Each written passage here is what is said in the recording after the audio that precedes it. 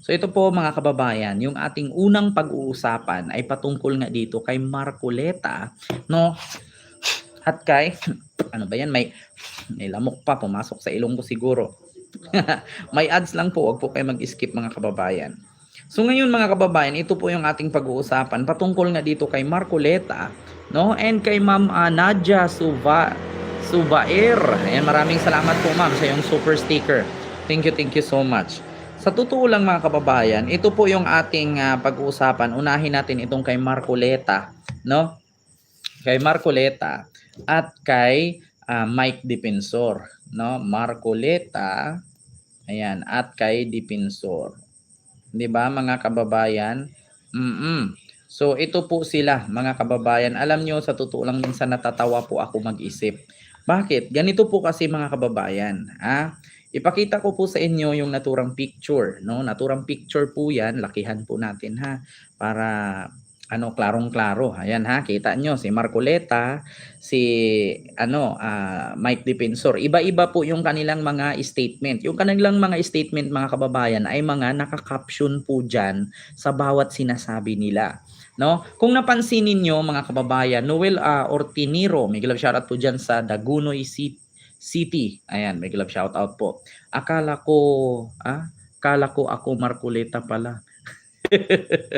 Ayan, makukulong na si Sara kaya tudo sira sila kay PBBM. Kaya nga po lalong-lalo na sa ombudsman. Ako, abangan natin yan. Ito po ang sabi. Unahin natin itong si Mike Defensor. Alam nyo dito mga kababayan mabibisto po natin, no? At malalaman po natin kung talagang nagsabi sila ng totoo at nagsabi sila ng hindi totoo. Bakit? Kasi dito mga kababayan, ang sabi ni Mike Defensor, ito, dating representative defensor, hanggang ngayon nandoon pa siya, si Orly Gutesa, sabi ni Pinky Webb sa interview, saan?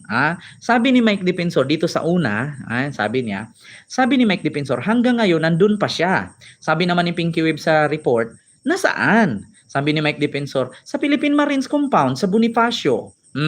So ngayon mga kababayan, ang tanong, totoo ba talaga na nandoon sa Philippine Marines Compound sa Bonifacio? Kasi mga kababayan, according kay Kirubin, no? Si Kirubin, actually alam niyo po si Kirubin mga kababayan na wala si Gutesa sa Marines Compound. Ito pakita ko sa inyo. Ito po, mga kababayan, pakinggan niyo po Ito.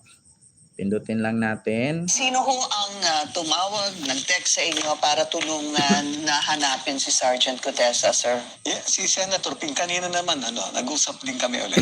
Sabi niya, patulong na lang, no? Kung paano mo, alam ko malawak yung iyong network. And in fact, sabi ko, I'm working on it. I hope, sa akin lang, to put a closure sa nangyayari na to, it should really surface.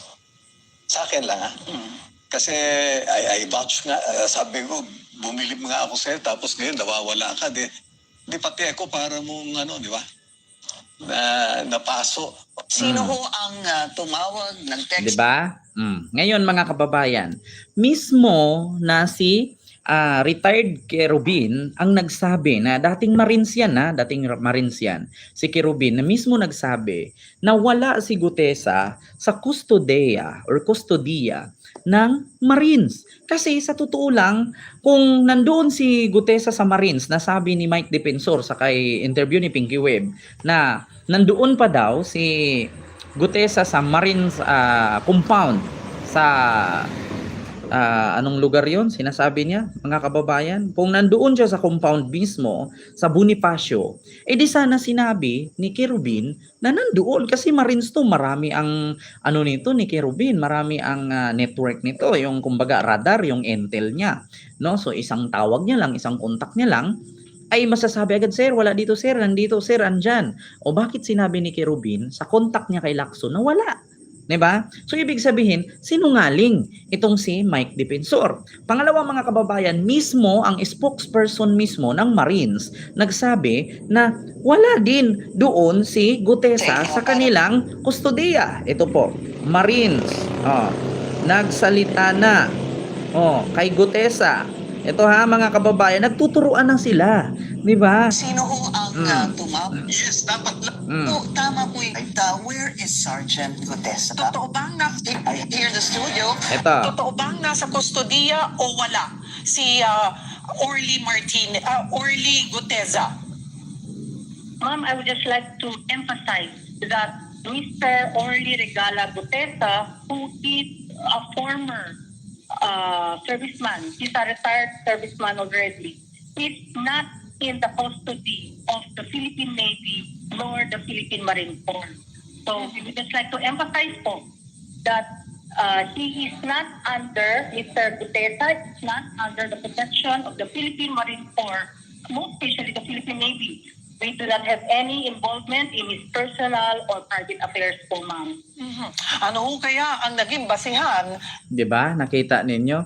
Anong sabi ni Ma'am? Permission bid sa YT ni Hart nang binigyan siya ng blue ring ni Cheese worth 1 million USD. Sobrang nagtaka si Hart at tinanong si Cheese nang malakas, wow, sal-in ni Cheese 18 million lang kaya nga eh.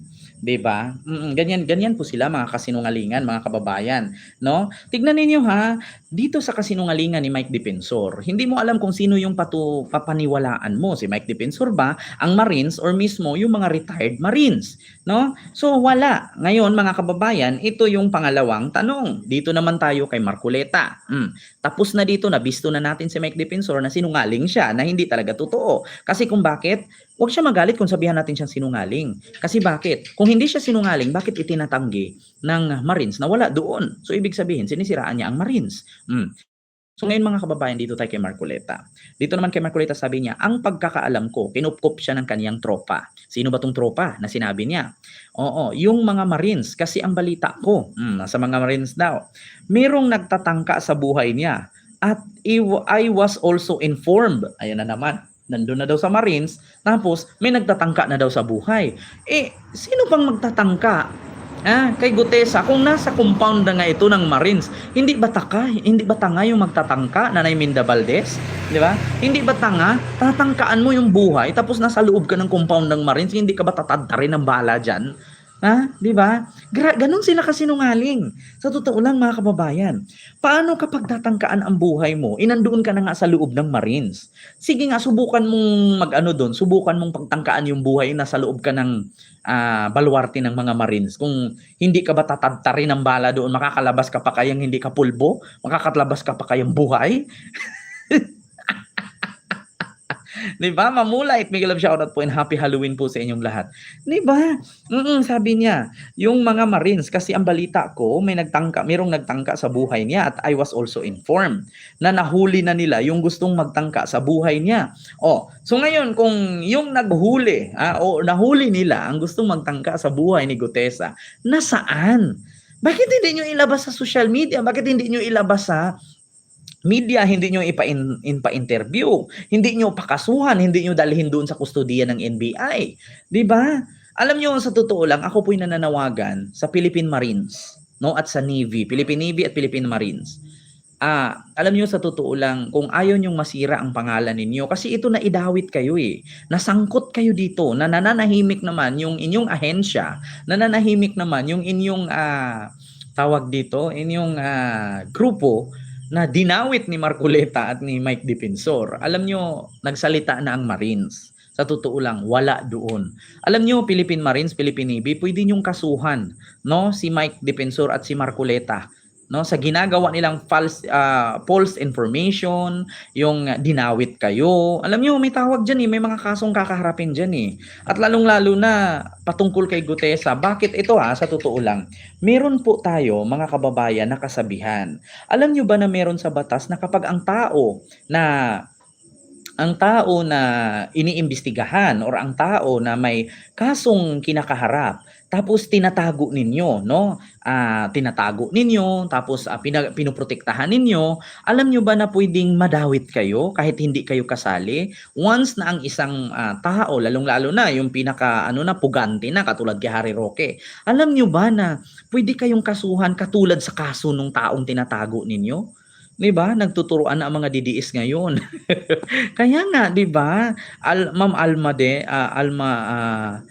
Dino Rico, Miguel love shout out po. Mga DDS, taman lang sa daldal, walang ebidensya. Kaya nga Sir Angelo, di ba? Ma'am Emma, Tagaki, Miguel love shout out po. Sir Ken, kung talagang witness yan ni si Gutesa na bitbit ni Marcoleta, di dapat pinoprotektahan niya yan at alam kung saan niya nagtatago. Paano nalaman ni Marcoleta na may nagtatangka sa buhay ni Gutesa? Ma'am Rowena Marsan, yan nga po ang totoo. So ibig sabihin may contact nga siya.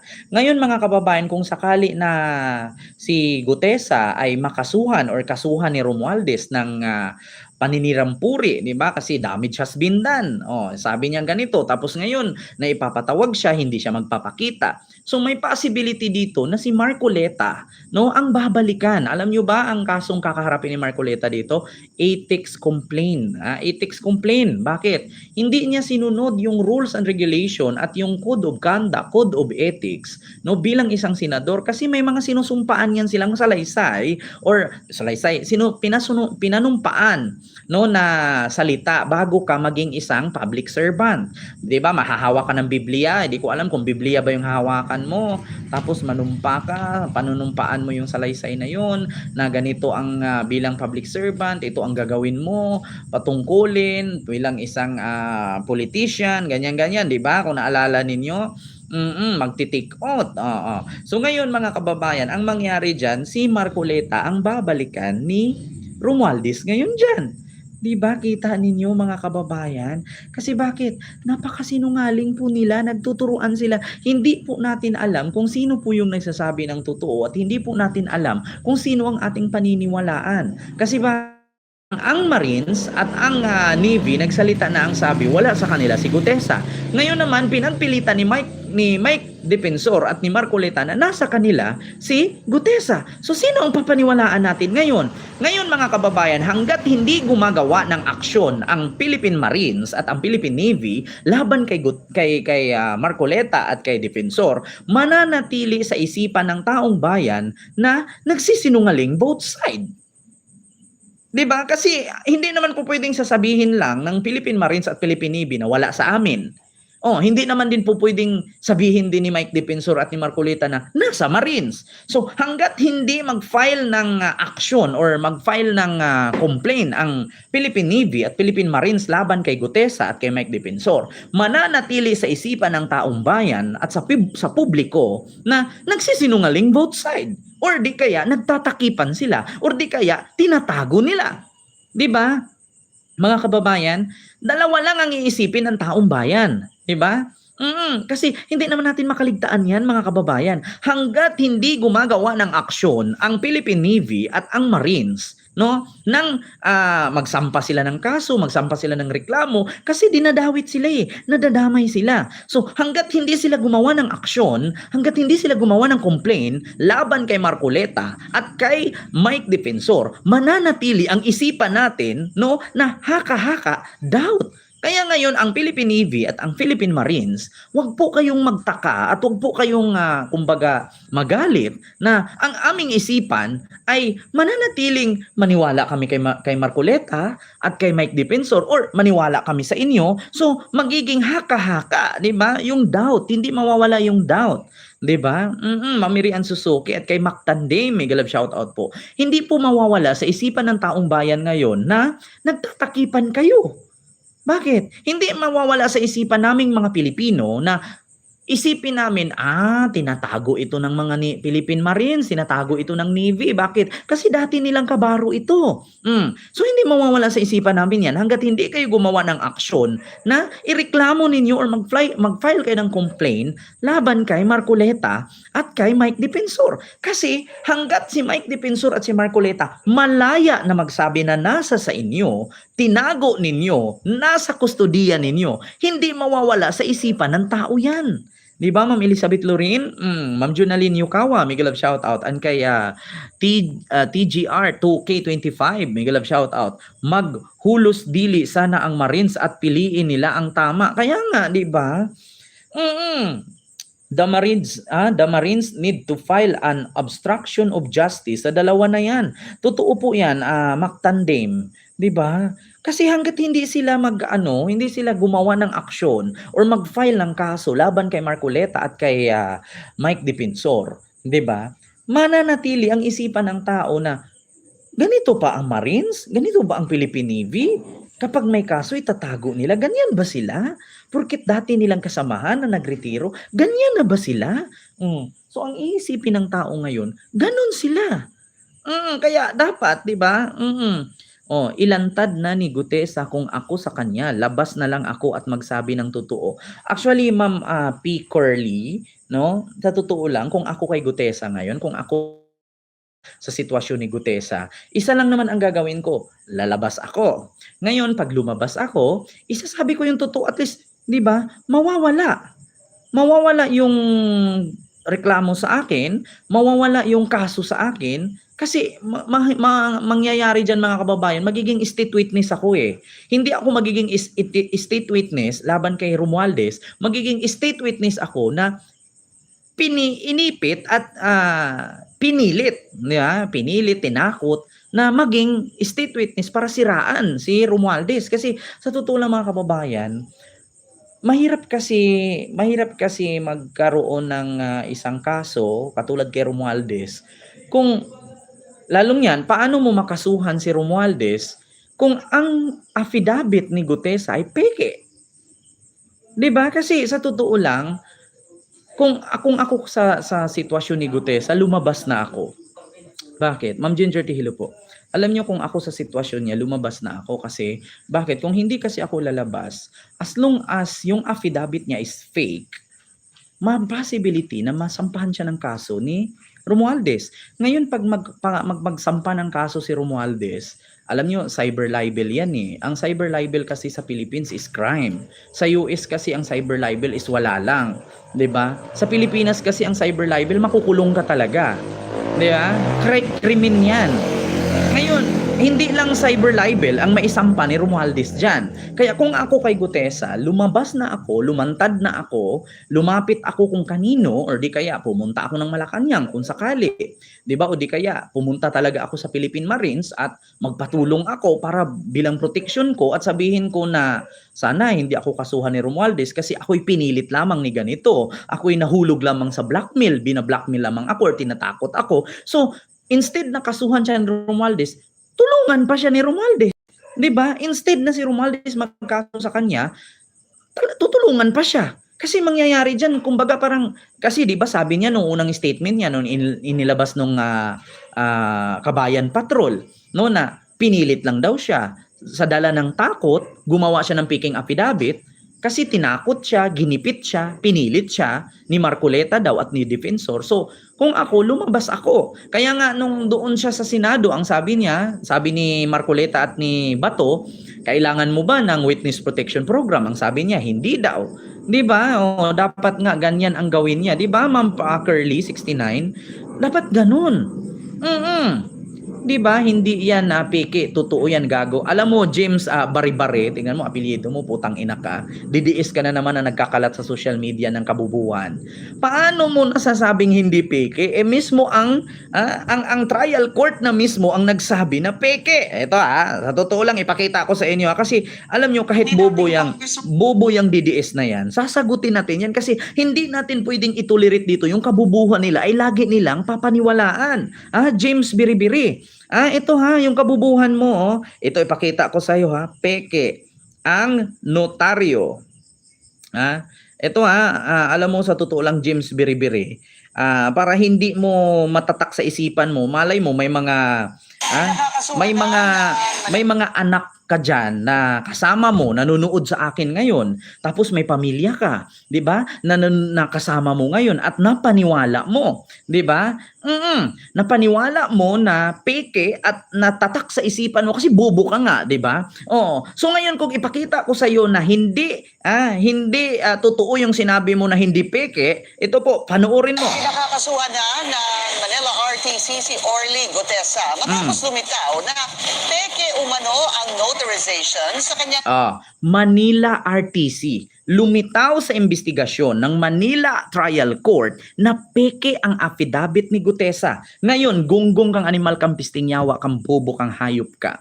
Paano mo masabi yan ngayon? O ngayon sasabihin mo edited. Sasabihin mo na naman AI, putang ina talaga. Alam mo, sa totoo lang, mahirap kasi makipagdebate sa mga DDS, lalong-lalo na sa comment section ka lang.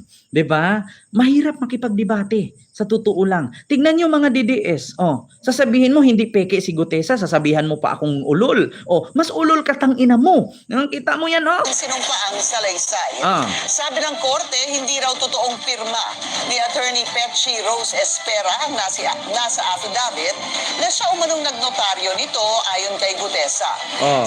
Alam niyo sa totoo lang mga DDS, bago kayo sumugod sa aking live, make sure na yung i-comment ninyo ay meron kayong proof na mapapahiya ako. Kasi bakit? Bago ko tinatalakay, itong content na to, itong topic na to ngayon, not only one, 4 ang topic natin. Isa pa lang to. Umpisa pa lang tong kay Gutesa, kay Marcoleta at kay Dipensor. Inaral ko na yan. Alam ko ang tanong, alam ko ang birada, alam ko ang pasikot-sikot sa ganitong topic. Kaya bago kayo lumusob dyan, di ba? Sa aking comment section sa live natin, make sure na hindi kayo mapapahiya. Di ba? Alam nyo, tinawag akong vlogger, tinawag akong influencer, di ba? Tinawag akong content creator, tapos kabubuhan lang ang i-share ko dito. Hindi ganon. 'Di ba? O kahit alam ko DDS na bubo ka, James Biribiri, naintindihan kita. 'Di ba? Nabubo ka talaga. So tapos na tayo diyan ha, mga kababayan. Nagtuturuan na kasi nabisto ng RTC or Trial Court ng Manila, no? Na peke ang affidavit ni Gutesa. So bakit hindi 'yun napansin ni Marcoleta? Kasi nga bobo din siya. Sabi nga ni Antonio Carpio, dating Justice Antonio Carpio, mababa ang quality bilang abogado si Marcoleta. Mababang uri yung utak niya. Sabi ni Antonio Carpio yan ha. Huwag niyo sabihin DDS, fake news na naman ako. Diyos ko naman. Pakita ko pa ba? Yung ebidensya? Dito tayo, sunod, mga kababayan. Kay Chavit tayo. Kita ninyo, mga kababayan ha.